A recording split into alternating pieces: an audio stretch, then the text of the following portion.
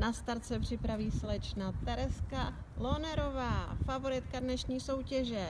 3, 2, 1, jedem! Zatím si vede velmi, velmi pěkně. Počkáme si na kritický bod soutěže.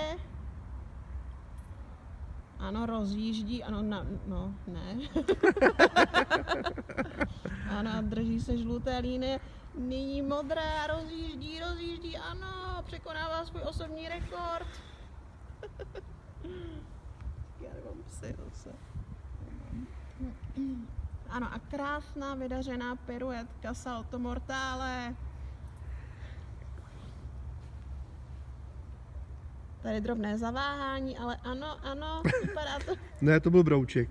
Rozježděný brouček. To patří do soutěže. No jo. Rozjezdit broučka.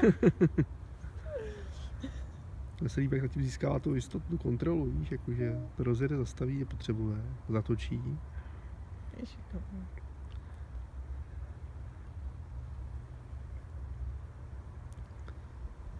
Tak ale to je opravdu velmi plynulý pohyb, ano, to se jen tak nevidí.